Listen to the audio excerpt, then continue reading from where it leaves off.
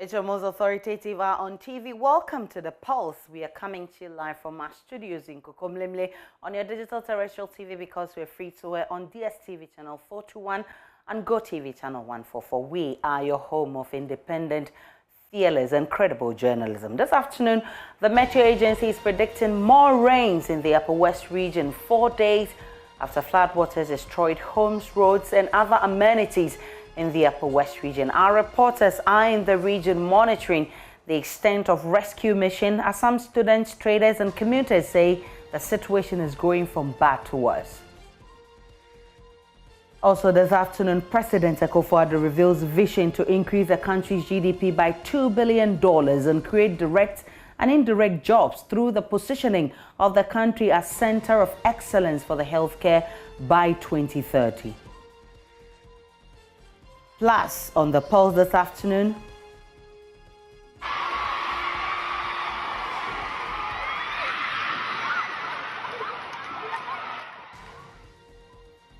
JoyNews is learning that the priest in this controversial viral kissing video of students at the St. Monica's College of Education has been relieved of his duties as chaplain and lawyer for the school until further notice. My name is Aisha Ibrahim. The Pulse is brought to you by Global Communities, Dignilu, Affordable Safe Sanitation. Remember, we're also streaming live on YouTube and all our social media handles. Tweet at us with the hashtag The Pulse. My personal handle is @Nana Aisha. Always a pleasure to host you.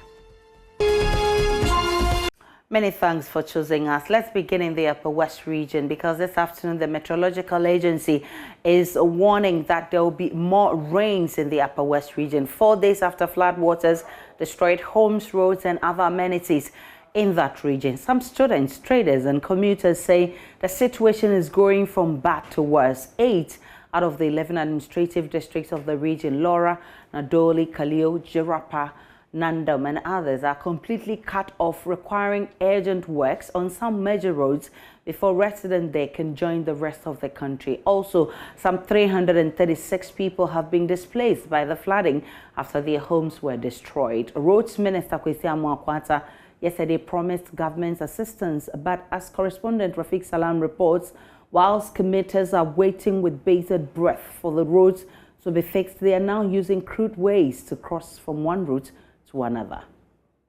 The rains may have stopped, at least for the past couple of days. The water may have receded and the bridges remain intact, but the bitumen constructed on top of them are nowhere to be found. There are no roads or streets at the moment. Vehicles are of no importance here. They depend on their foot to carry them through. I met several commuters who defy the odds and bent on crossing from one side of the road to the other. They considered it is not a walk in the park, but a walk for survival. Middle-aged Monday Gatewood plus a trade at the Charcom market. She is aware of the dangers involved in crossing over to the two bridges that are a few meters apart from each other. I'm afraid of falling inside the water, but I'm going to the market. That's where I will eat. I have to go. If I don't go, I can't eat. So that's why I'm struggling to go. Pupils are also feeling the pinch of the disaster.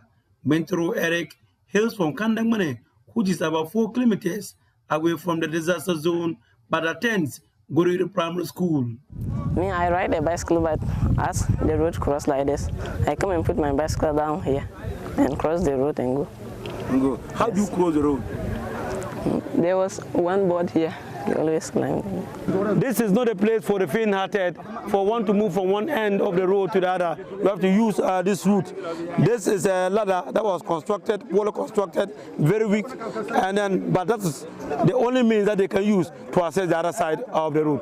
Yao Steven, together with few of his friends, constructed a ladder using jaded and weak boards to enable stranded passengers pass through.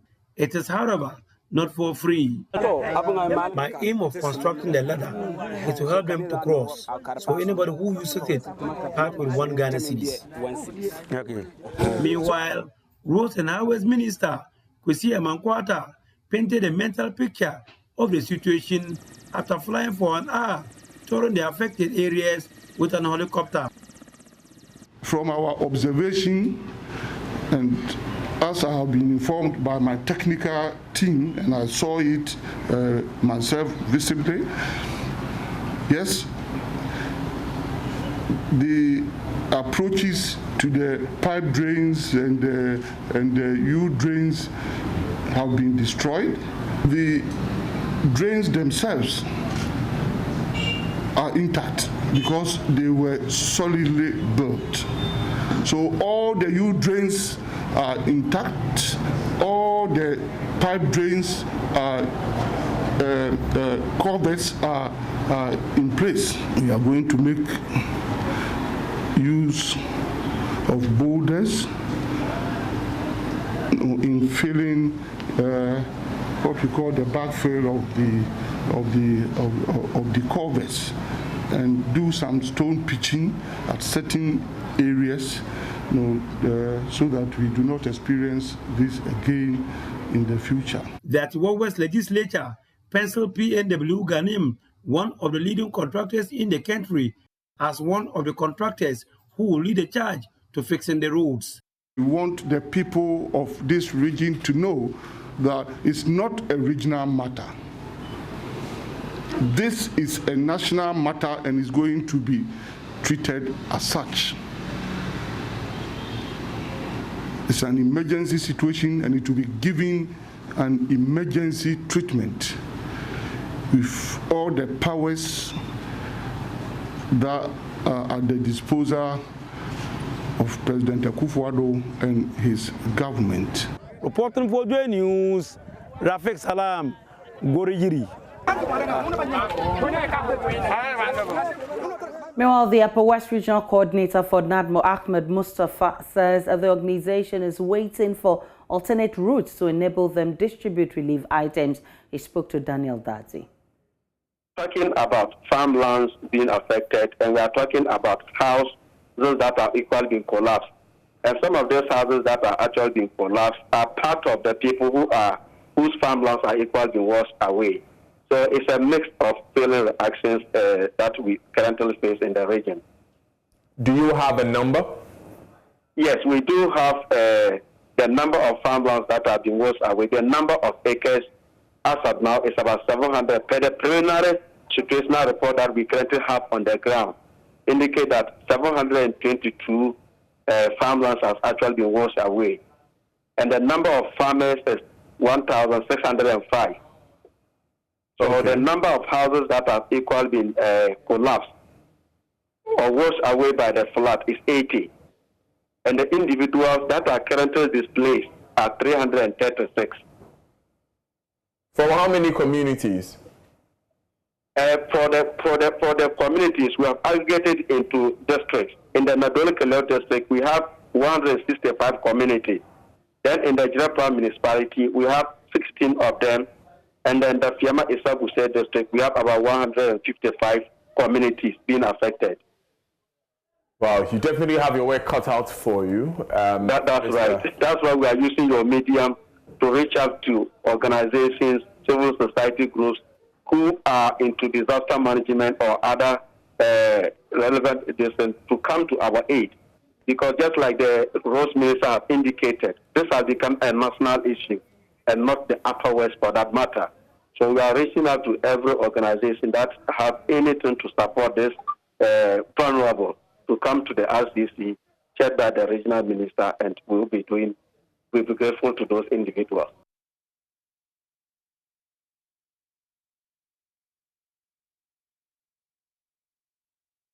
Well, my colleague Rafik Salam, who's been monitoring the events for us, will be joining us shortly for more. But the National Disaster Management Organization has made initial assessment of the extent of damage caused by last Thursday's flash floods in the Upper West region. Upper West Regional Director of NADMO, Ahmed Mustafa, states the assessment done in 3 districts, which form the epicenter of the disaster, revealed that a total of 722 farm lands belonging to 1,605 farmers, 336 individuals displaced as a result of the collapse of 80 houses. Rafik Salam has an update on this one. He now joins us via Zoom. Rafik Salam, What more can you tell us about this?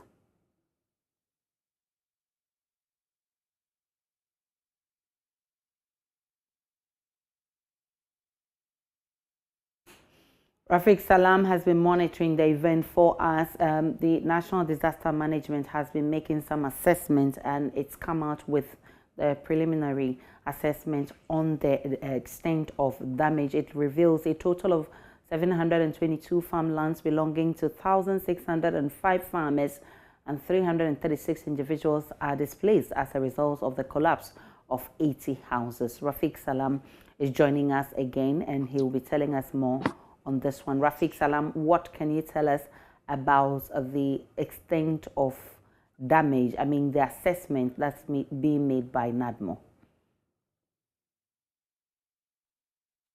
Rafiq, kindly unmute for me. All right, so it looks like Rafiq is not ready for us. We'll try and get Rafiq for an update on this one. Let's do more on the polls.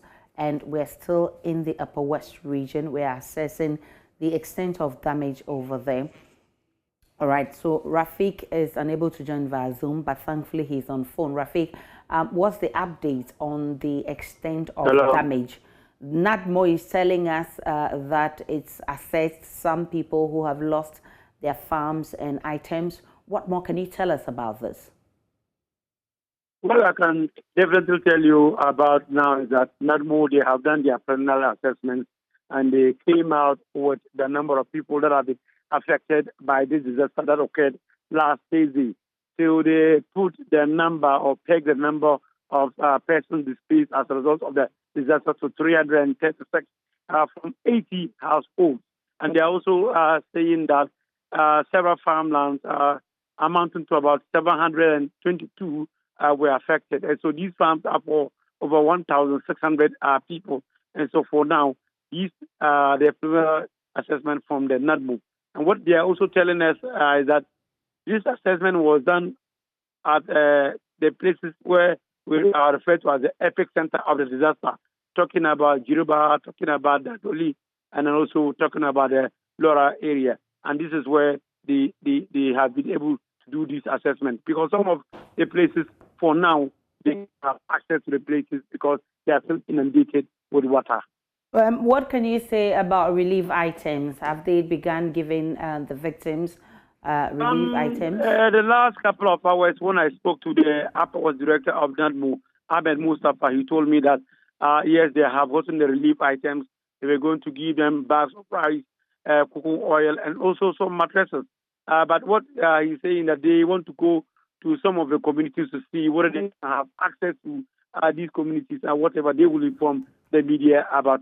For now, they are having relief items ready, but how to reach out to these victims is their problem for now. What more can you say about fixing the roads? We know the minister promised that the roads will be fixed.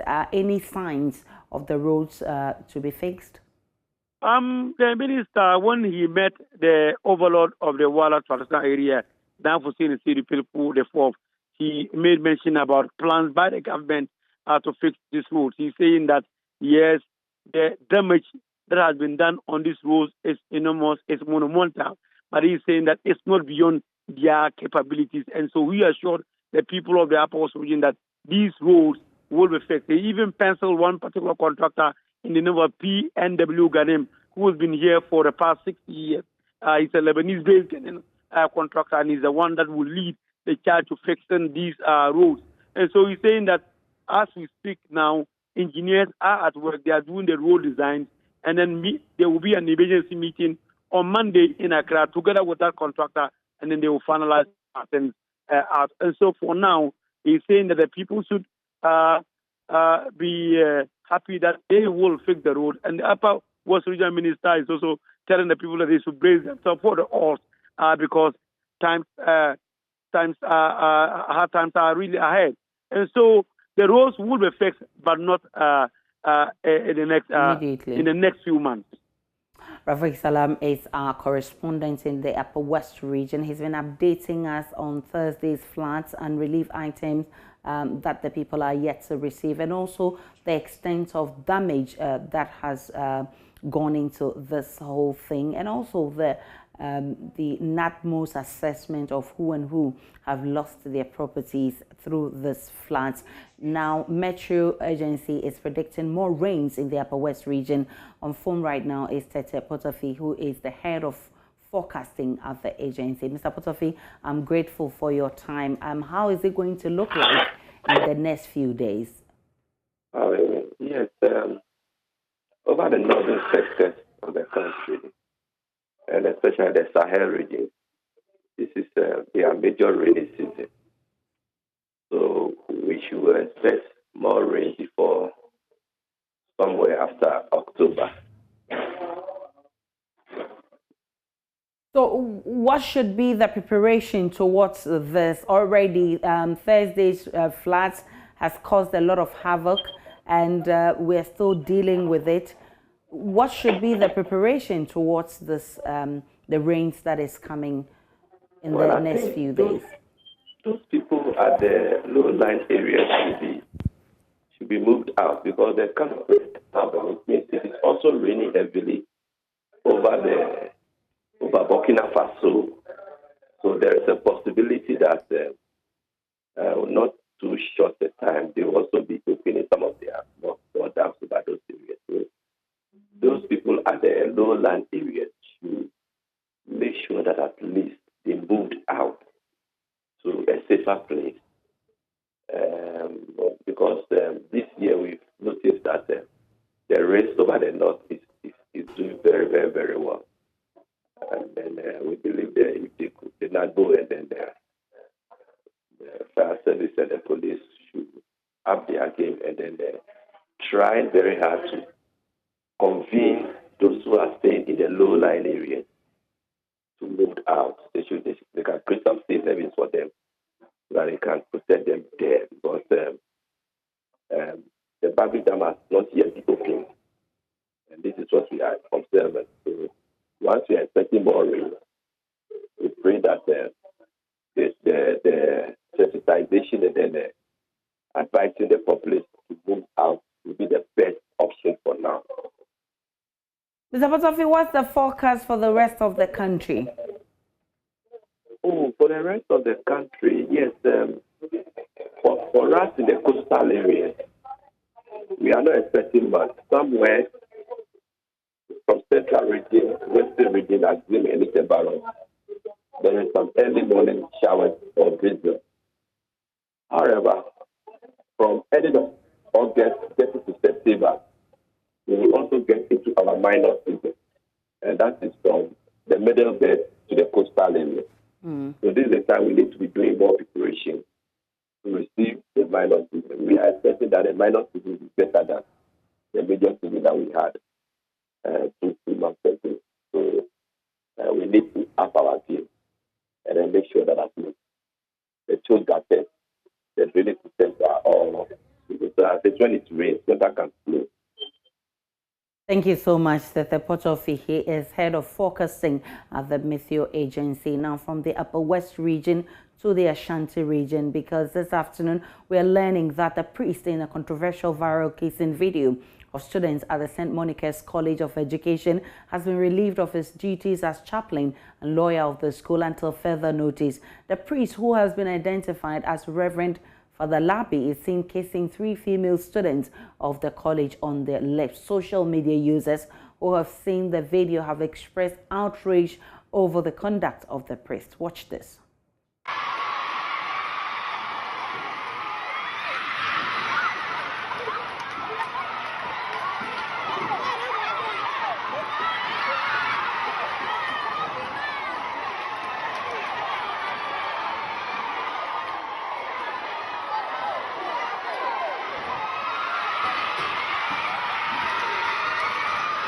Well, this afternoon he's been relieved of his position. Let's go live to the Asante Mampong, where my colleague Ohiming Teria has the very latest for us. Ohiming, what can you tell us about this latest information we're getting from the school?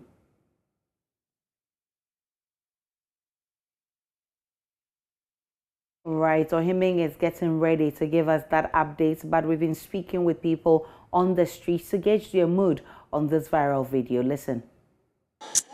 Let's say it's a disgrace to those Reverend Fathers outside, because this man have disgraced all of them.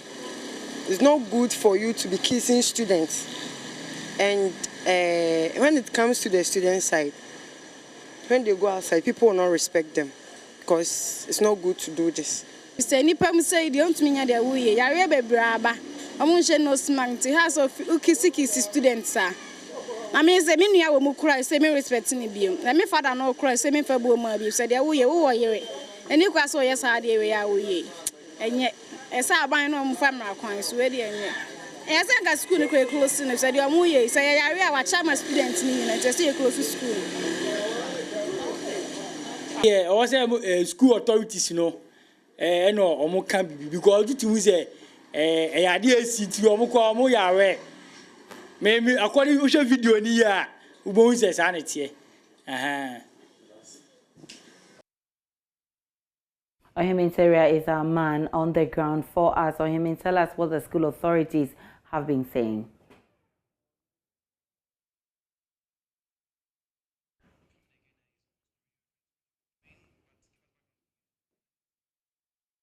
Ohiminteria, if you can hear me, I want you to tell me what the school authorities have been telling you. Well, as we try and wait for him to get ready to speak with us. Ohiminteria, if you can... All right, so this is a school, we are told is St. Monica's, and the viral video showed up showing that the chaplain and lawyer of that school was casing 3 female students in that school. I mean, following that, there's been social media uproar. This afternoon, we are told the school has sanctioned the chaplain and lawyer. Has been asked to go on suspension until further notice. Ohiminteria, if you're back, I know you've been speaking with authorities on this matter. What have they been telling you? We lost Ohiminteria again. We'll try and work on Ohiminteria on this one, but in the last few hours, there's a statement that is coming to condemn this one. That statement is from the internal province of Ghana's Anglican Communion, and it says Ghanaian Anglican priest kisses female students of St. Monica's College of Education, and it continues to say that the attention of the hierarchy of the Anglican Church, Ghana, under the leadership of the Most Reverend Dr. Cyril Kobina Ben Smith, has been drawn to a circulating video of a priest kissing some female students at St. Monica's College of Education within the Asante Mampong Diocese. The church is saddened by the news and wishes to state expressly that thorough investigation has immediately been instituted into the matter, and the action of the said priest will be dealt with in accordance with the norms and values of the Anglican Communion, where morality is extremely revered in the church.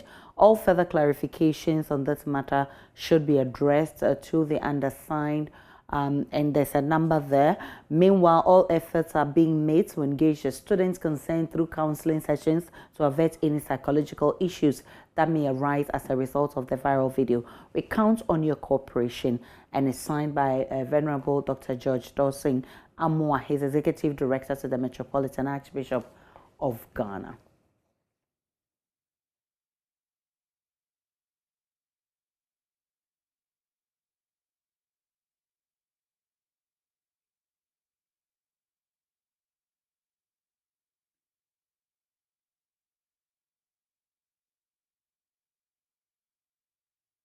Meanwhile, NGO Education Watch has petitioned the Director General of the Ghana Tertiary Education Commission, and the petition reads, investigates an alleged case of misconduct and blatant breach of COVID-19 protocols by Father Obinglabi of St. Monica's College. We refer to an earlier forwarded video alleged to contain disturbing scenes from St. Monica's College of Education, in which one Father Obinglabi is allegedly forcibly kissing some students under the guise of a religious ritual. The alleged act is in blatant disregard for established COVID-19 protocols, which the perpetrator is responsible for rather ensuring adherence as a leader in the school. We are, by this letter, petitioning your office to conduct an external investigation into the conduct of Father Obenglabi and sanction appropriately, while pronouncing on whether or not the practice of kissing students in public is an acceptable conduct in a tertiary institution. And it's signed by Kofi Asare, who is Executive Director for Africa Education Watch, copied to the principals and Monica's College of Education and the Director General, Ghana Health Service. And this afternoon, we're going to be speaking more to this issue. Dr. Angela Dramina Abuaje welcomes the church's reaction on this one. She joins us. Let's listen to her first. You would know from scriptures that there's something called the Holy Kiss. But we also know as Christians that we read biblical text within context, and that even our understanding must come to us also within a certain cultural framework. Now, the word of God is supreme, but it's worked out in our daily lives, according to the context in which we live in. And so, while this may not be strange in a certain cultural context, I think it might even be strange if it's happening between the opposite sexes, assuming it was even the Holy Kiss. Because my understanding of the biblical text on Holy Kiss is actually something that, the men did to one another on the cheek in that culture. Okay, in that culture. It depicts fellowship, it depicts friendliness, it depicts even bonding, family bonding, and so on and so forth. And so a certain kind of show of affection is not wrong, but the cultural context and the actual, interpretation must be done correctly. Right. What I saw this morning, I was a bit surprised, to put it mildly. Even if you look at the video, you see that the females, the last part that I watched, she seems to be resisting in a certain way, unless I was reading it wrongly and they are used to it. But then there was still, the embrace was still, one was even longer than the other.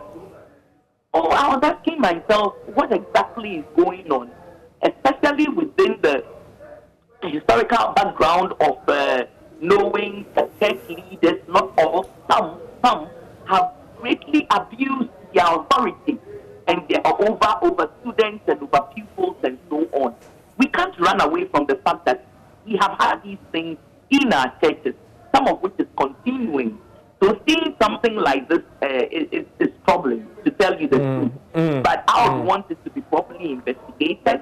Maybe something that has gone on over a period of time and it's normal in the school. However, is this something we still want to encourage? And we are also looking at the issue of COVID challenges around this time. I'm not sure exactly what we are seeing here. My colleague Ohiming Teria is on now and he'll be telling us more. Ohiming, I know you've been engaging the authorities of the school. What have they been telling you?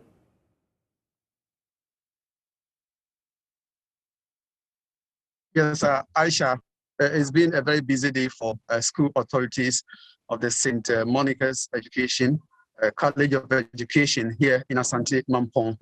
A while ago, the school management team finished with a closed-door meeting, and after the closed-door meeting, then they proceeded to address the student body here and also met with the workers of this college to inform them of the outcome of management decision that they have taken on the matter. And beyond this, they also been assuring the students of management resolve to investigate the matter thoroughly and bring everybody who is at fault to book. A while ago, just after the meeting, we spoke to the acting principal of the college, Venerable Dr. Crunchy, who did indicate that the school authority, with the support of the Anglican Church, has taken a decision to relieve the said Reverend Minister, whom we are told is a chaplain and a lawyer for the St. Monica's College of Education of its duties on campus to allow investigations to continue. And then authorities also assured that they will investigate the issue thoroughly to the latter, and also promise to provide counseling services to the affected students on campus. I'm still on the campus here, and a while ago, the students just finished with their end of semester exams, and this will continue tomorrow. But I've been finding out from school authorities who this man is, and the indication is that he was actually seconded by the bishop of the Anglican Church to the school to support the school with pastoral and then some, clerical support and services to the school. So for the past 5 years, he's been here, and he's very jovial. He's in good terms with everybody on campus, mingles and move along with students here. So management was a bit surprised to see that this incident came up just after Sunday's mass service here on campus.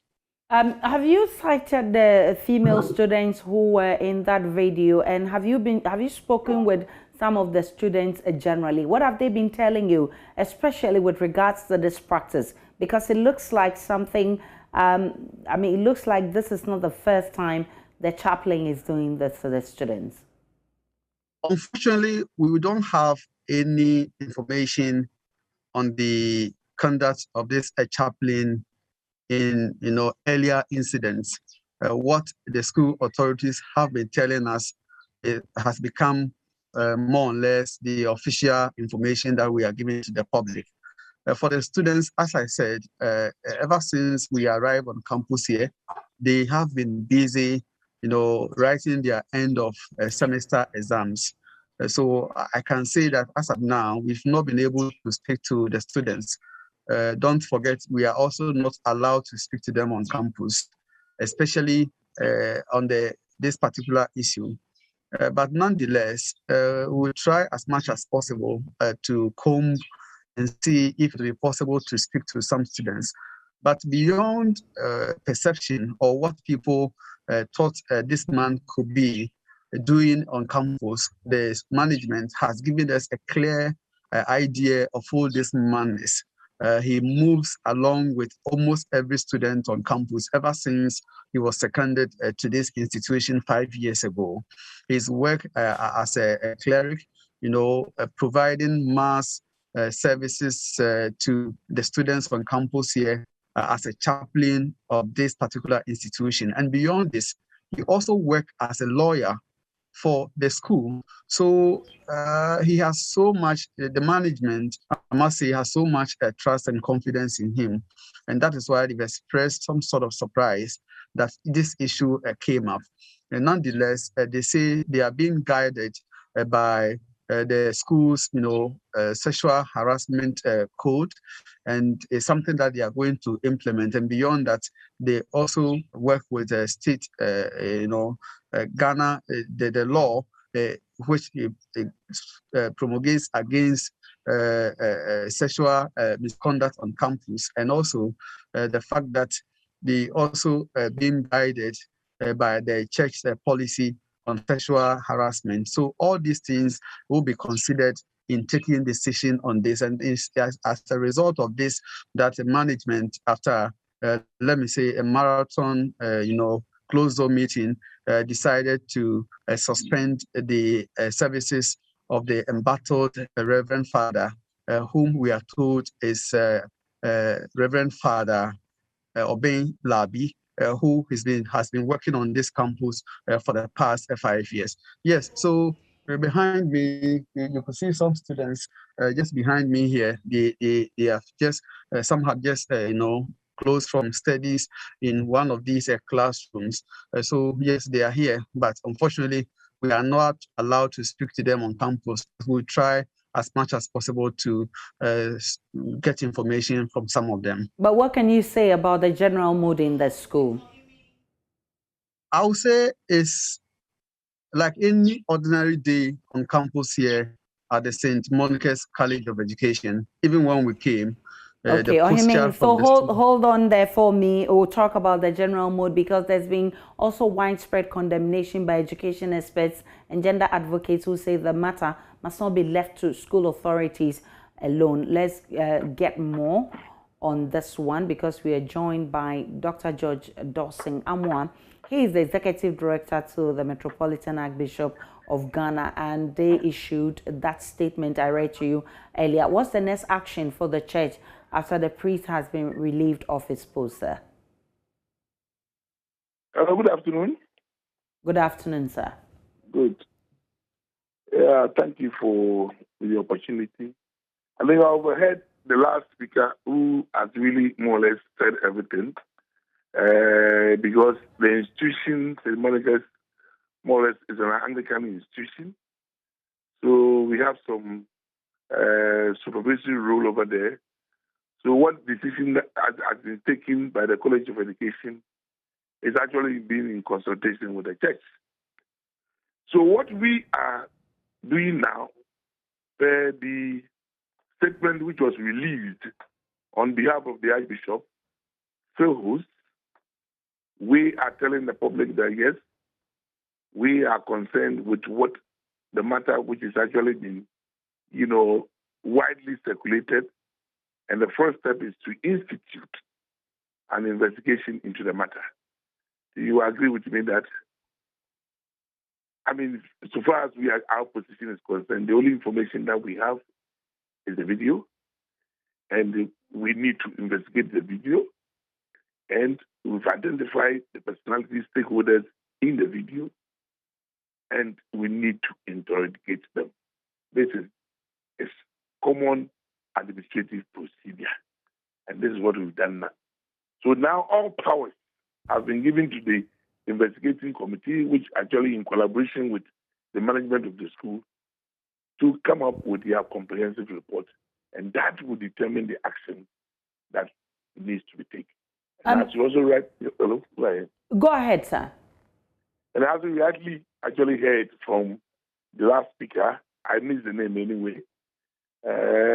He's been relieved of his position, and that's also a normal procedure in, administrative, what they call it, investigating committee or inquiries, so that he does not actually interfere with the proceedings of the committee. So within 24 hours, I would say that yes, the church and the management have really been courageous, bold enough to take these stands, which portray, to the general public, all those concerns, the parents of the students, all other stakeholders that we are concerned.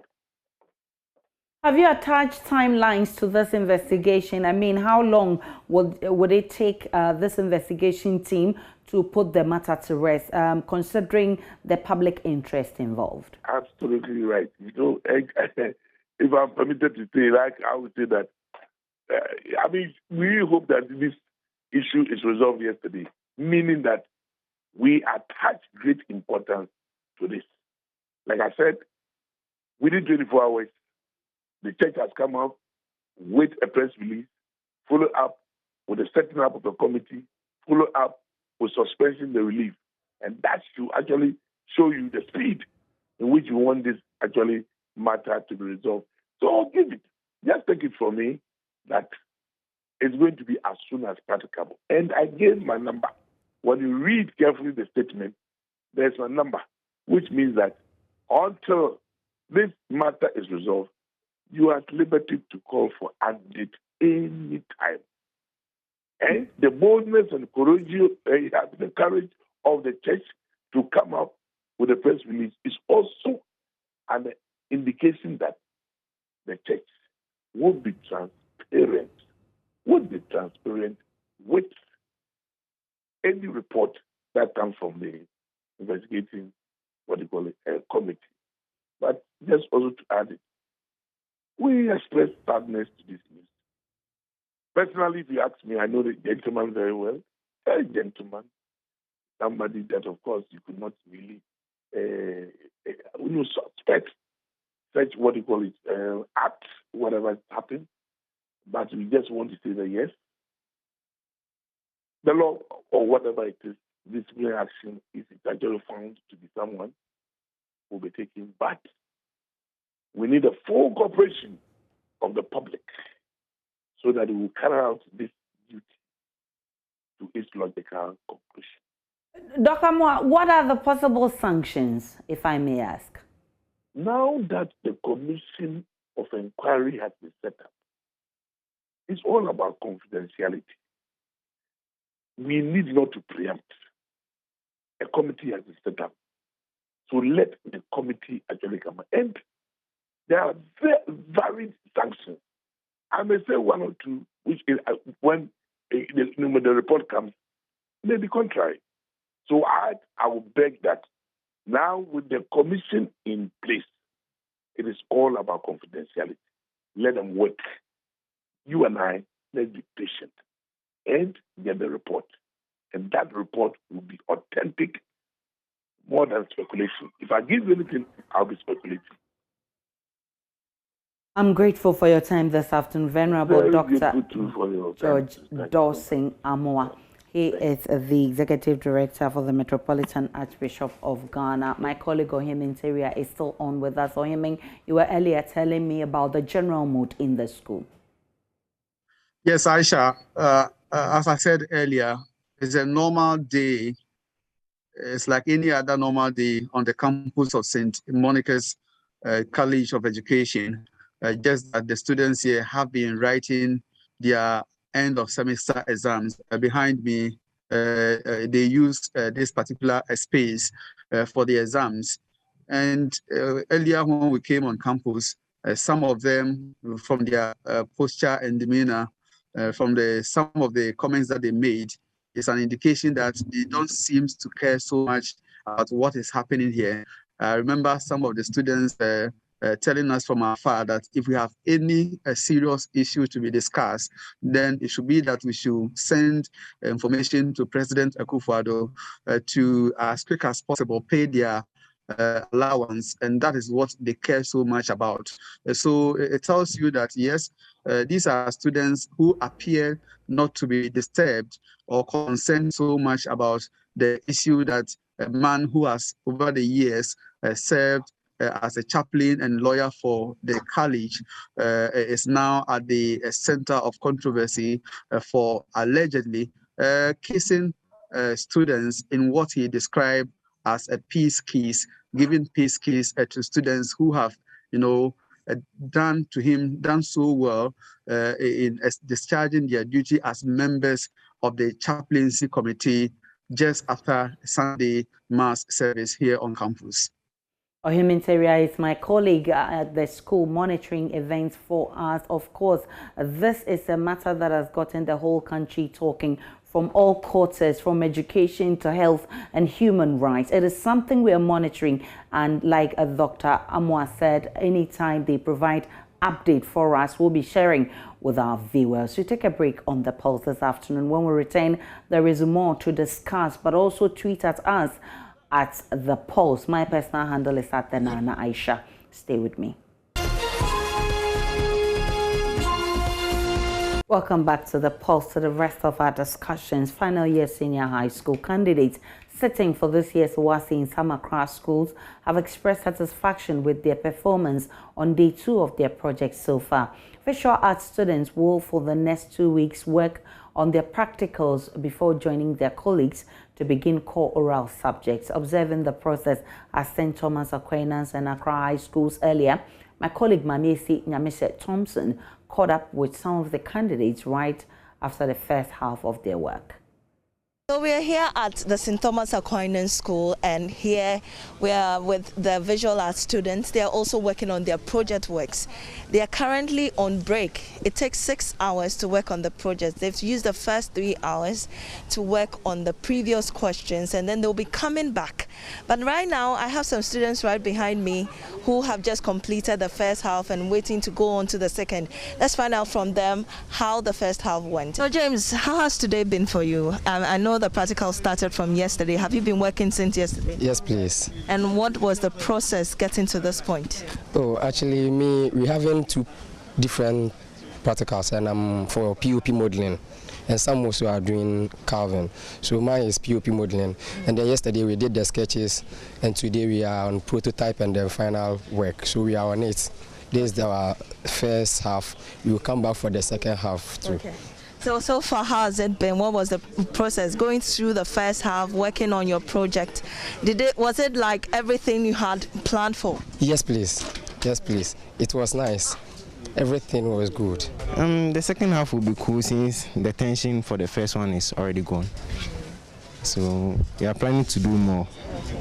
And I asked your colleagues about the core subjects that are coming up. How are you prepared for that as well? Yeah, on it. Yeah. Everything was cool. We were able to do most of the things, and then we found no pressure, so it's cool. It's cool, eh? Yeah. Exactly what were you working on? I was working on relief carving, sculpture, yeah. Yes. Within this period, what are you putting together before the second half begins? Some are going to eat, but some of us have also decided to stay back. And what have you decided to do? Okay. We are still thinking about what to do in the second half. Oh, I'm fully prepared. I do this evening. I woke up around dawn and then solve some past questions. I have this physics past question, and then I also have E-Maths past question and then science past questions. That's A+. I'm expecting A's, at least A, B's. I don't want to go to C. I'm expecting A, B, like E-Maths, maybe at least by B, and like science A, commerce A. These are my expectations. Our teachers have done so well by taking us through all the 4 core subjects and also our 4 electives. And we are very confident that with their help we will be able to pass the WASI very well. The school has even initiated some operation more than 500 students to the tertiary institution. So God willing, I want to be part of that operation more than 500 students to the tertiary institution. And I'm expecting the A's that I will get so that I can be able to go to the university. School heads were also confident that countless hours invested in preparing them for the exams will not go waste. Here are headmaster of St. Thomas Aquinas School, Paula Mwesi-Beidou, and assistant headmistress academics for Accra High School, Mrs. Monica Botre Gbogbo. I am sure this year we should do much better. Last 2 years we had the best student had 6 A's, about 7 of them. Last year we had the best student having 7 A's, about 9 of them. Wow. And then this year, so I've told them, this year I don't expect anything less than 8 A's. And so that is always what I tell them. So I'm confident that this year the results should be better than the previous years. I expect them to perform very well because we've taken them through several interventions. We even hold classes for them on weekends, although it's a day school. We teach them on Saturdays. We teach them early morning from 6:30 to 7:30 a.m. before normal classes start.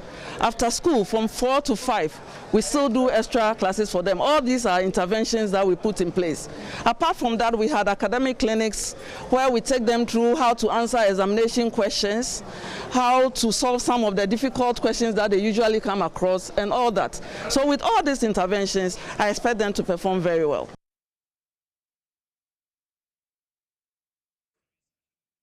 And to other stories, President Akufo-Addo has revealed a vision to position the country as center of excellence for healthcare by 2030. This is expected to increase the country's GDP by $2 billion and create direct and indirect jobs in the sector.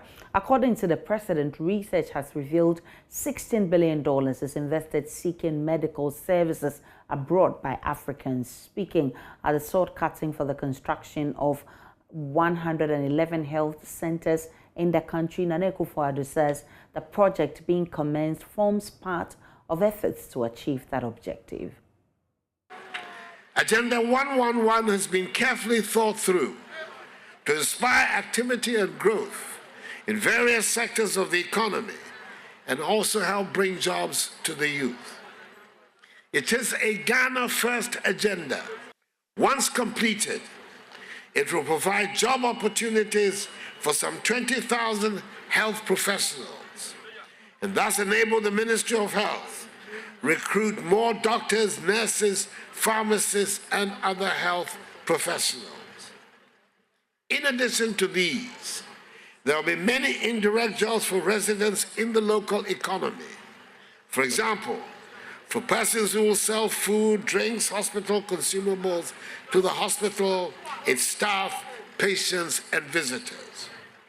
I am confident that this important investment will have a positive impact on many lives and livelihoods in the respective communities. Ladies and gentlemen, Nananum, beyond the building of these new healthcare facilities, my vision is to help make Ghana the center of excellence for medical care in West Africa by 2030. Thank you, His Excellency. God bless you. Leveraging on Ghana's favorable status in the region as the most peaceful country in West Africa, a beacon of democracy of the continent, and a land of opportunities. This we will achieve by investing more in the development of our healthcare infrastructure, mapping our regional health facilities to specializations, as well as upgrading selected facilities in our regional and teaching hospitals into world-class standards. India and South Africa have shown the way in this regard. The relevance of this is reinforced by the fact that West Africa by 2030 will have a population of 500 million people. The goal is thus to position Ghana as an attractive medical destination with excellent medical facilities for our neighbors to patronize. 88 sites identified for the Agenda 111 with work commencing today. Minister for Health Kwekwajaman Menu says government is bent on completing the project as scheduled. It is obvious that government's commitment to achieving the SDGs and universal health coverage cannot be downplayed. Bringing primary healthcare services to the doorstep of communities and individuals remains on the agenda of the government, and this, I promise, will be delivered without fail. Excellency, ladies and gentlemen, as we are testing today, the government is contributing a lot towards the equitable distribution of health facilities nationwide, and I will urge all partners involved in the construction of these projects to work assiduously to ensure that the projects are delivered on time with value for the investment. To address the COVID-19 issues,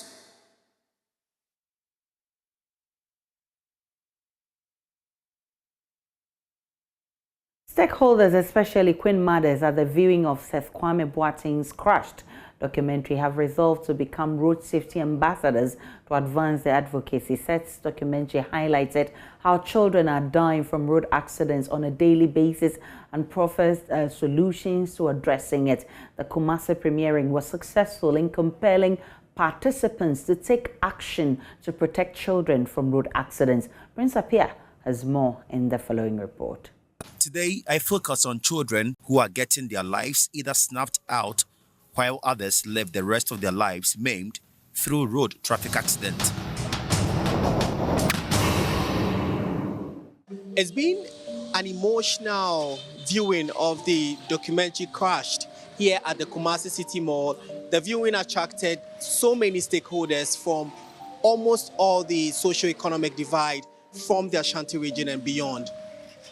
After more than 2-hour viewing of this particular documentary, the MTTD commander in Ashanti region, Superintendent Dubuahin, Mrs. Theodosia Jackson, who is a road safety ambassador, and the DVLA representatives that were present here all admitted that more needs to be done to address this particular challenge. People are not responsible and they take the rule into their own hands. I'm sorry to say we have laws in Ghana, but we don't implement them. Everybody does what pleases them. These are some of the things that we can prevent. They are predictable and they are preventable. If you see Nananum and then MPs and the ministers here watching this, For me, as an TTD officer in charge of the region, it is going to make my work a little bit easier. Please, let's join hands.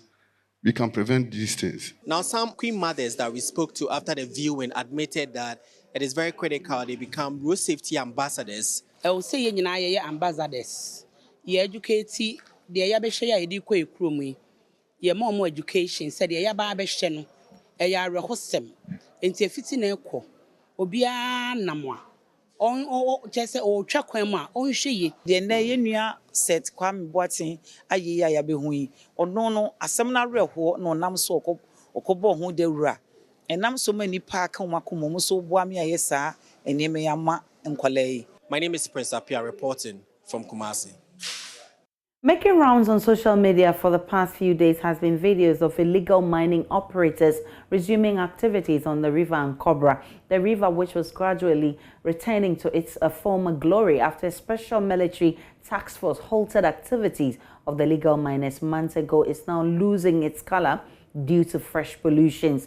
Assuring Ghanaians of government commitment on dealing with the menace, Lands and Natural Resource Minister John Jenapon says his team has moved into the area and offenders will not be spared. He was speaking at the inauguration of an advisory board for the ministry.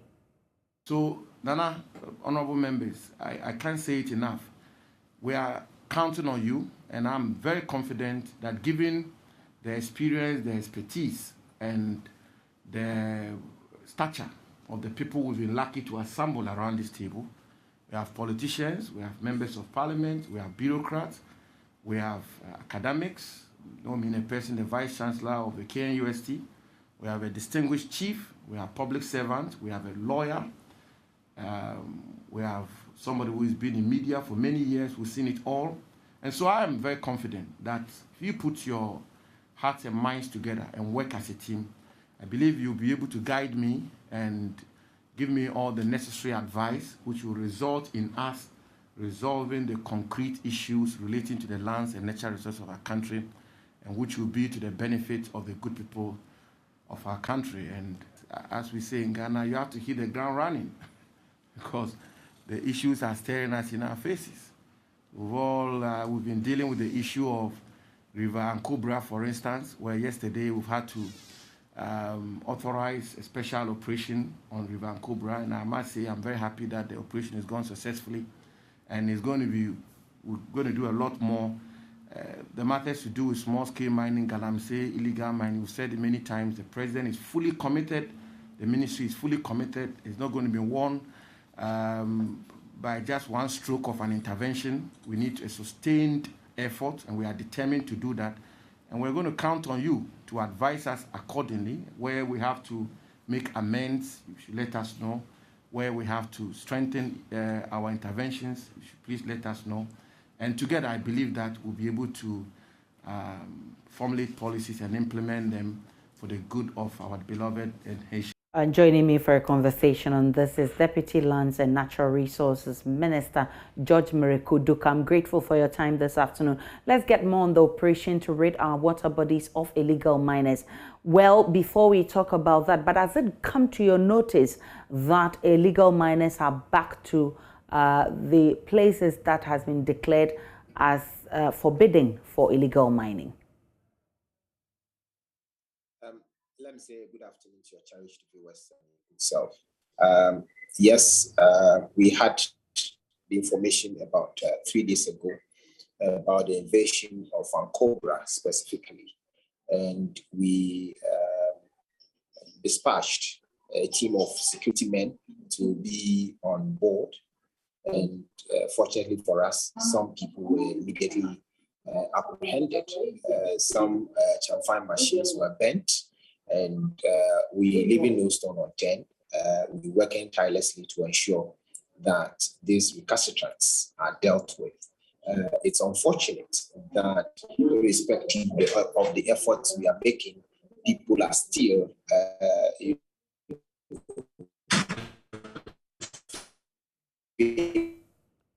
It looks like there's a terrible connection. Extremely into their own hands.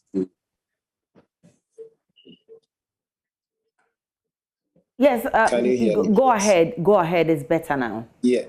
Yes. So we're working tirelessly to really, arrest some of these perpetrators. The fight of this is not an event. It's a process. We'll continue to fight and ensure that we clean our river bodies and bring the perpetrators to book. So it needs collective efforts of all. As I speak with you, the men are on the ground. They are patrolling Ankobra and that of Offenso. And the next action I may not be able to share with you on air, but we continue to fight them. Let's leave our river bodies. Let's make sure that if you are mining, you mine responsibly and stop mining our river bodies. It's very uncalled for, and using the medium to sound caution to all those who are mining our river bodies and those having intention to do so. The law will not spare you if you are caught this time around.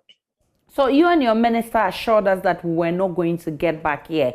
Now we're told that the river Ankobra, which was gaining its glory back, is being polluted again. Didn't you put in place monitoring mechanisms, knowing the kind of people you were dealing with? After the national dialogue, where we shared experiences, views with other interested stakeholders, we indicated and initiated the view of making sure that people at the local level are being tasked to manage some of these occurrences. Like the RESEC is now mandated to be monitoring and evaluating events like this. The RESEC also mandates the respective DISEC and MISEC also to be going around, also to be monitoring. So we receive reports at the center. And Cobra, as you rightly mentioned, was gaining its past glory just about a week, and they used about 3 days to invade the place. But thankfully, we got wind of and we rushed to the scene, and the situation has been really attended to. So it's kind of people having foreigners. Information that we have so far, these people, recalcitrants, mostly are not Ghanaians. They commute from other, neighboring countries. They come here and don't have the nation at heart. They just, get some fine and start mining the river bodies. Now, the next move is to arrest whoever is manufacturing chamfine. Even if you're doing it at home, you will be apprehended, because after all, chamfine is not made to run on the highway. Chamfine is only, molded to be put on the river body. So if you are caught anywhere assembling such machine, you will be arrested. And that is a strategy that we are adopting now. So we'll tackle the canker from the doorstep of the perpetrators and not even allow them to get them to the river bodies. Mr. Duka, this is not only on the river Ankobra. If you go to Dunka on Offenso, there are similar challenges there where the water has really deteriorated. I mean, is it the matter of you going to sleep when you realize that parts of the water bodies were clearing? If you know the architecture of their operations, you really appreciate the efforts of the security men. These people, without even thinking through, as you move from Offenso, they meet you at Bonsa River. As you move on Bonsa River, some meet you on Ankobra. As you move on Ankobra, then they get to other jurisdictions. So it's not a matter of being able to fight it in a day. They follow you up, track you, and so on. They have their own ramifications of operations. But as I said, we are really on the ground. It's not a matter of going to sleep. It's a matter of monitoring. If we had not been monitoring all this while, I can tell you the situation would have been worse. So the security men, let me commend them for the efforts. But we will also need all, as you just mentioned, we have a situational, call set up where when we get this, we move, instantly to address the situation. So we depend on information like what you have just relayed to me. And with this, we will let the men on the ground patrol, see that indeed there are people working along the river banks. So it's a collective effort. It's not something that someone can just stay back and say, yes, do it. If you saying you've done it, let's see what you've done, and so on and so forth. Let's continue fighting this canker together. If you have any information, I will find time, put out all the details, the numbers on your screen. Probably we can do that, constantly appearing. Probably I'll have an airtime with you, and then we can be sharing our numbers to whoever will be watching you, so that we can also be attending to some of these challenges. So we are just a phone call away from your outfit. So what's next, with regards to our fight against Galamsey, now that we're getting to hear that some illegal miners are going back to those areas? Now, Minister has just, sanctioned even central command to be on the ground. And as I tell you, or as I speak with you, they are embarking on some operations elsewhere that I will not announce. We are not resting. We will be on the ground at all times. The fight is not over yet, and we'll continue fighting these illegal miners who have this nation, who don't have this nation at heart. Is there a plan? Is there a plan? Is there a plan? Yes. Our plan is to collaborate with this small-scale mining association, which is a well-established association, having a task force on the ground. This time around, we are collaborating with them. Another plan is to also decentralize the operational system and be working closely with the RESSEC and the MUSEC and the DISECs in their respective district and regions. So we have a whole composite arrangement that we're doing, and I can tell you we are available and ready to work to fight this canker. Well, the small-scale miners themselves have, said that they would help and support you to do this. How are you collaborating with those? Yes, I just finished a meeting with them. We are in touch at all times, and I'm happy that they've shown enough commitment towards this fight. They are ready to support us at all costs. And the kind of collaboration this time around is better and getting us to where we want to be. Luckily for us, people elsewhere are also emulating what we are doing, the better side of what we have. As I speak with you, I have in my office the Sudanese minerals minister, who has visited us to learn our part of small-scale mining management. And we're running them through what we've done so far and what we've achieved. And as a leading gold producer in Africa, I think we need to have the positives to tell the world. And the aspect we're doing now is to fight the Galamsey canker, especially in the red zones that we declared. And quite recently, we made mention that those having all the licenses may go back to work. And people have, jumped in saying there is a blanket statement of, mining everywhere. That is not what we indicated. The indication was that those having registered licenses must go out there to mine as the law stipulates. Irrespective of that, you must also be aware that having a license to mine doesn't mean you can mine haphazardly. Having a license to drive doesn't mean you can ruthlessly get to the road and drive anyhow. You'll be apprehended by the police if you drive anyhow. So the same thing applies to the mining field. If you have the license, you need not to mine close to a river body. You have some parameters that are assigned or enshrined by the policy that we put out there. So we're working closely. There are interventions that we're making.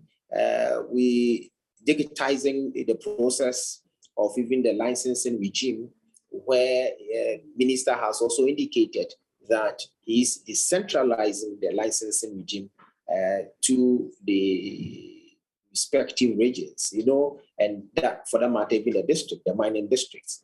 As I speak with you, the law says that it's the minister who has the prerogative to assent to any certification.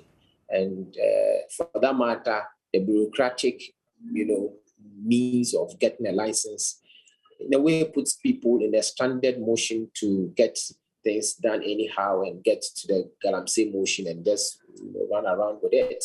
So we having where it will be easy for people to be licensed if they show, that kind of capacity and availability of concession. Then you will be given the opportunity to mine according to the established law. So things are being well organized now.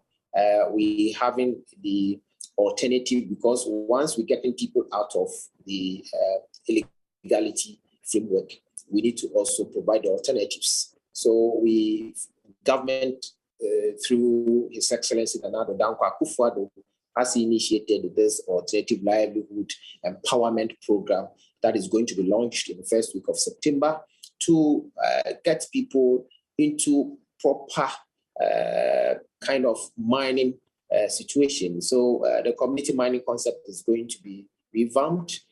Government is in a position to go into green mining. And when I say green mining, I mean getting a commodity monitor machine where gold could be even gotten without using a mercury. So we have the system or technology that gets gold without the use of mercury, because we are part of the Minamata Convention and we are cautious of the use of mercury, and you know how poisonous mercury is. And that's why most of this recalcitrant gets to the river body. They dump the mercury in the river body. Someone gets to the farm, not without any background of this mercury, get it and drink and continuously get affected. So we mindful of all these, and we put in measures to streamline the mining regime and the mining architecture of this country. So we can't get it wrong this time around. We need to get it right with the support of the Small Scale Mining Association, the support of your good self and other stakeholders. We believe we'll have a serene mining chemistry going forward. Ms. Amrekoduka, we have our eyes on you. We'll keep knocking at your door until our water bodies are cleared. I want to say thank you so much for joining us this afternoon. Amrekoduka is Deputy Lands and Natural Resources Minister. Let's now talk about the deadly COVID-19. A virologist at the Kumasi Center for Collaborative Research is warning of a higher death toll if Ghanaians fail to adhere to the COVID-19 protocols. Ghana has seen a rise in COVID-19 related deaths recently, though the active cases keep declining. Speaking to Israelite on AM show, Dr. Michael Owusu said the Delta strain, which is more easily transmissible and has found its way into communities, kills faster than the other strains earlier recorded in Ghana. Is about 70% and highly transmissible than the alpha variants. And because it's highly transmissible, what it means is that more people are infected. If more people get infected, more people will get severely sick and more critical ailments. And therefore, you will expect more people to die. Ideally, the number of new cases should correlate with the number of active cases that we record. And this should also correlate with the number of deaths. but we have a limitation. You know that the deaths that we are seeing is not daily deaths. These are not new deaths that are being recorded because of perhaps challenges with getting the report from the various facilities to verify whether this is due to COVID or not COVID before the data will finally be put in the system. So it is possible that the deaths we are seeing are just cumulative numbers that will have happened sometimes a week or two ago before it's put in the system. So it is difficult to tell whether the deaths, why the deaths are going up, active cases are going down, because the deaths could have occurred a week or two or three before. Until you are able to record number of new deaths to match with number of new cases, a number of active case counts, it's difficult to really make a good meaning of these three numbers. So if you have to plot a graph of the number of new cases, number of active cases, and the number of deaths, you realize that all the three lines have to go together. And as active cases increase, you will expect deaths to increase, the number of new cases will also increase. If the new cases goes down, active cases will go down and deaths will go down. Dr. Michael also lauded the Ghana Health Services approach of vaccinating residents in hotspot communities, describing it as a step in the right direction. This critical period to have a single dose vaccine, one because of the compliance rate.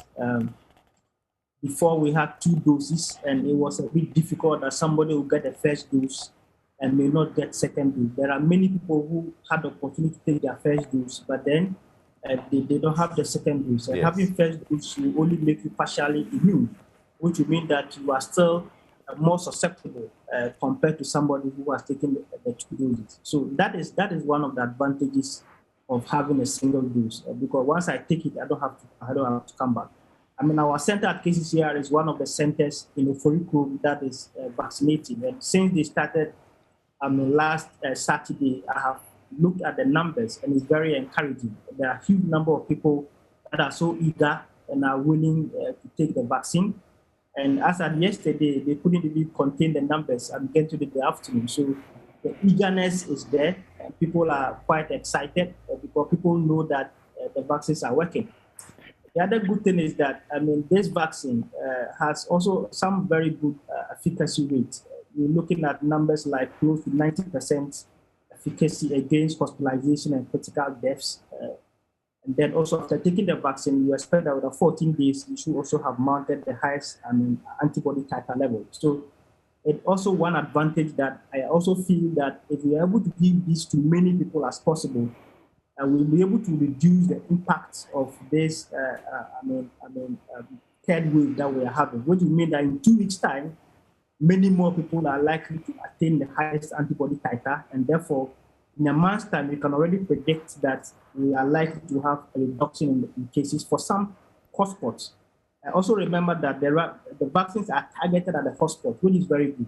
So in Ashanti region, in Bono, in Greater Accra, which are driving the numbers, if you have more of them vaccinated, you have a chance of at least succeeding in reducing the active cases. In terms of Also on the AM show was Head of Community Health at the University of Ghana Medical School, Professor Alfred Yossen, who asked Ghanaians to get vaccinated, debunking rumors that the vaccine will affect the health of those who take the jabs. Have been with us since we started a vaccination program in Ghana somewhere in the 1978. And for every child, before the child is a year old, they take about 13 different antigens. And these are things that we've been doing over years, 40 years plus. So we need to get the public to be confident that these myths only come about whenever we are going to introduce new vaccines. It came when we were introducing the malaria vaccine. It came when we were introducing the meningitis A vaccine. Every time the program wants to introduce a new vaccine, these things come up. And at the end of the day, all the myths about men being impotent, women being infertile, and wanting to curtail the progression of our generation, we've been vaccinating for 40 years. Our men are still potent. Our women are still giving birth.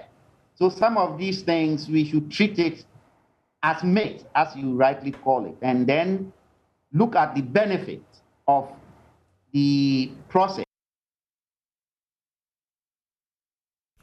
Let's check what our situation looks like right now as a country. And new cases now at 522, confirmed cases 111,232, active cases now at 6,004. And of course, Greater Accra is still leading. You look at the recoveries and it's at 104,298. Death toll now still 930.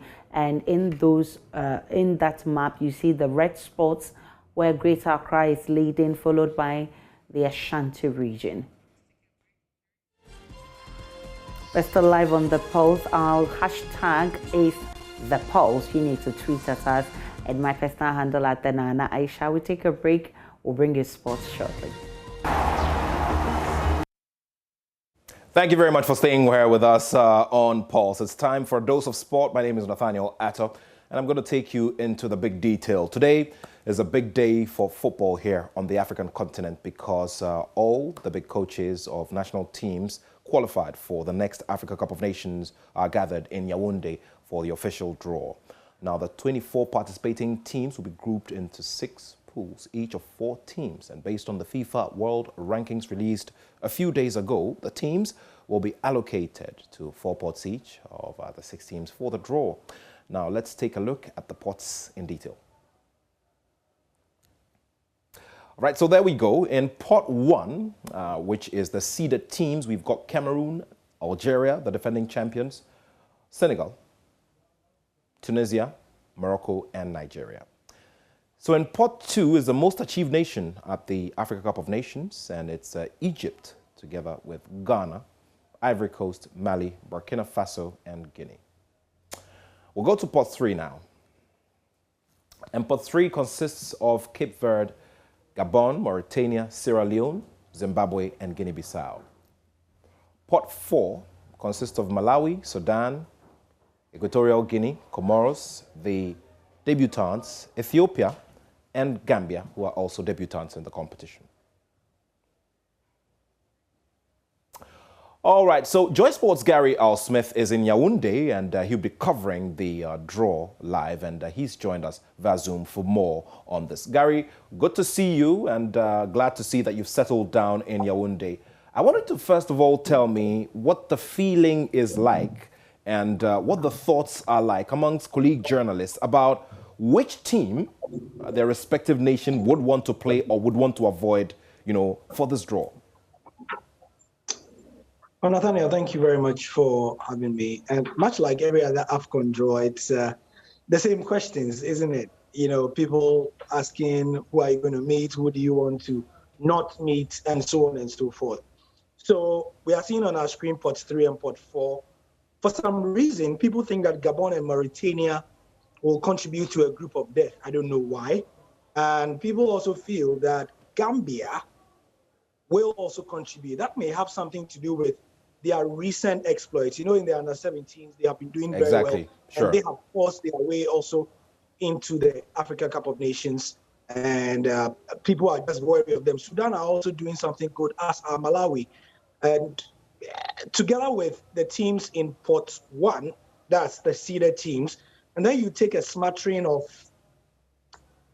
Egypt, Ghana, Cote d'Ivoire in pot 2, you can imagine that a lot of people don't want to meet these countries at the Afcon. Well, and you just spoke about pot 2, and it's interesting to note that you have an Egypt in there, you have a Ghana in there, an Egypt who, at the last count, were the subjects of very heavy expectations because they were last-minute hosts, and eventually they crumbled out in contention for the title. Now, is this going to be the most competitive Afcon yet from where you sit? No, I don't think so. Why? The 2014 format already is a format that people don't really like in terms of competitiveness. Why? Because if it's 24 teams, Nathaniel, you do know that, when you get your requisites, those who are going to go into the next round, then you have to do all these best third place teams and all that. And people feel that it weakens the structure of the competition. If it's 16 or 32, then you know that this is what is happening.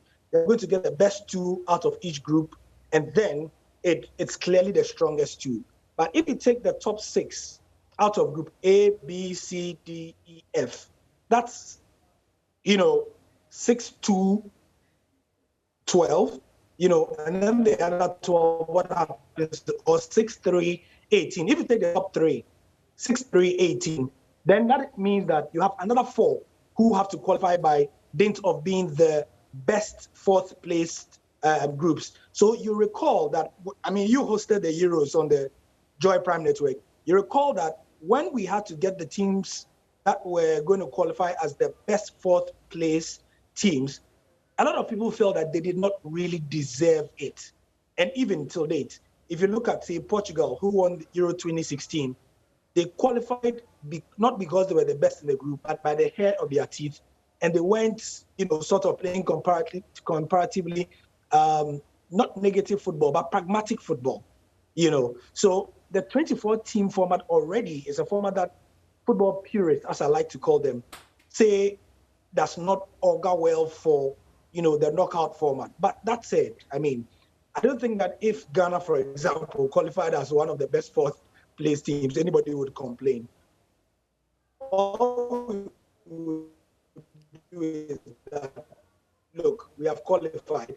Let's do our best when we get into the knockout. I don't think this will be the best Afcon yet, but if we have learned anything from the few competitions that we have had post-COVID, it is that COVID has done strange things to international football. For some reason, players don't seem to be as tired as we expect them to be. Players are able to summon energy out of somewhere and are giving us some fantastic football. So hopefully, the Afcon will be able to give us such delectable football also. Well, that's why everybody, that's exactly why everybody's running around, and that's the whole essence of it, to have good competitive football. Just before we wrap it up, we've got just a minute to wrap it up, Gary. Tell me about what's been happening behind the scenes, preparations for the draw, levels of excitement and all of that. Well, the BBC's Mimi Fawaz is going to host the event together with the Cameroonian counterpart. And if you recall, the last time Mimi Fawaz hosted an Afcon event or a CAF event, it was really good because, she's bilingual. She speaks as well in English as she does. She expresses herself in French because she has a Francophone background also. And together with her Cameroonian counterpart, we are expected to have a good show. The music and already in the halls, you can check them on social media.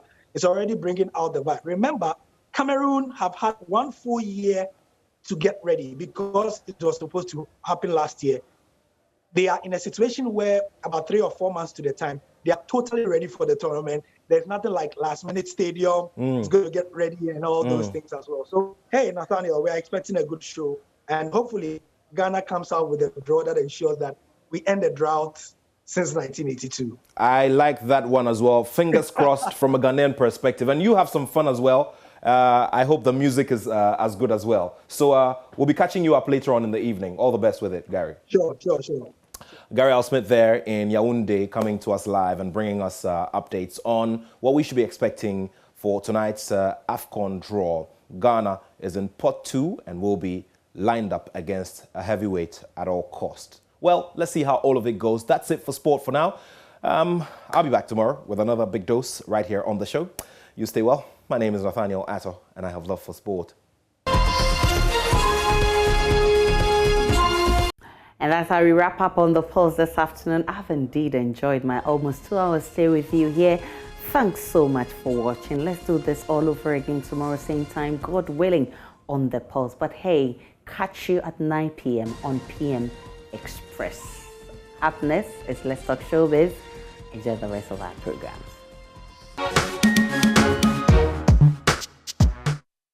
What is the hardest thing of being a celebrity? Well, the hardest thing is sometimes you don't feel free to do whatever you want to do. Sometimes people forget we are human. We have emotions.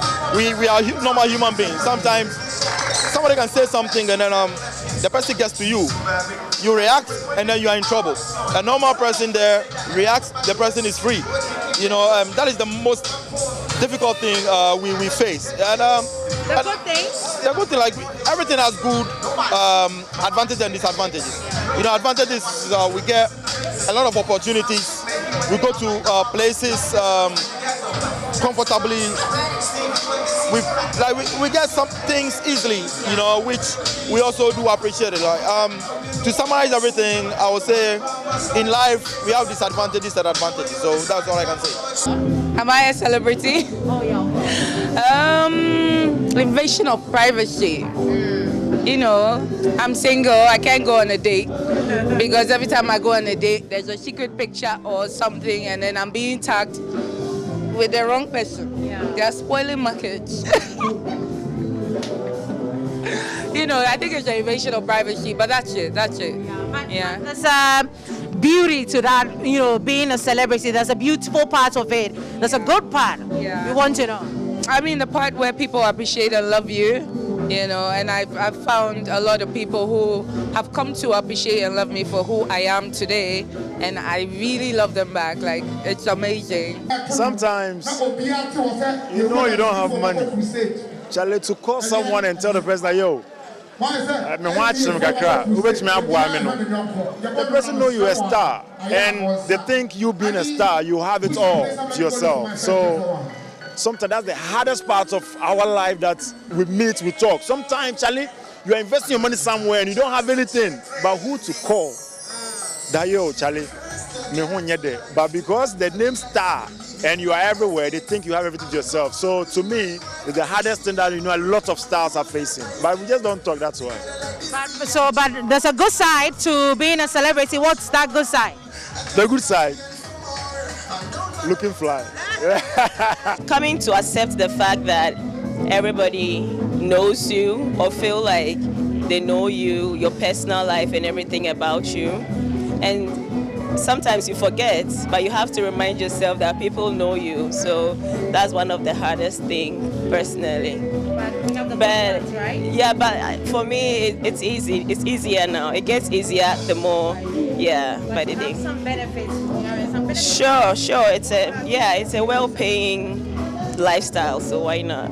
The perception society has for you. You know, they think once you're on set, you're on screen every day, then everything is all right. But then we also have our problems sometimes. We have our issues, and so. But you know, it's exciting. I think it's worth it.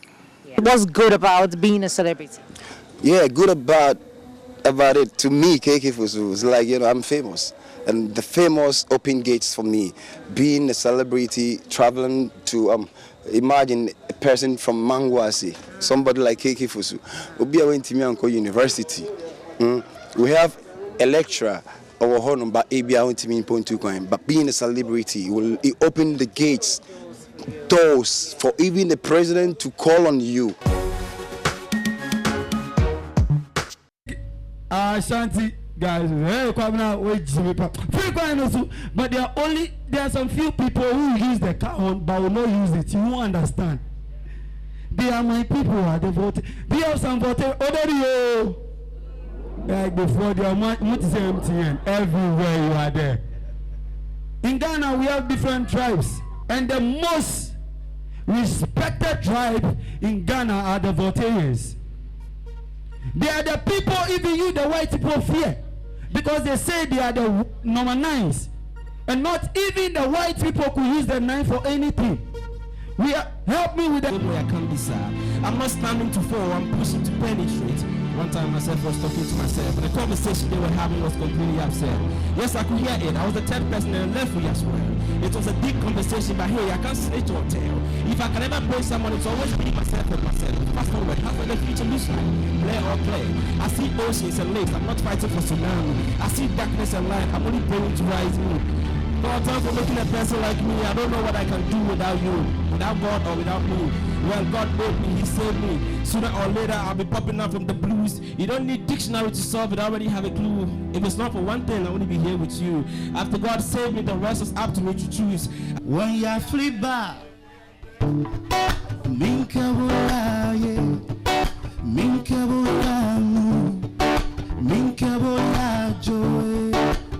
and you will die. Minka, oh, yeah.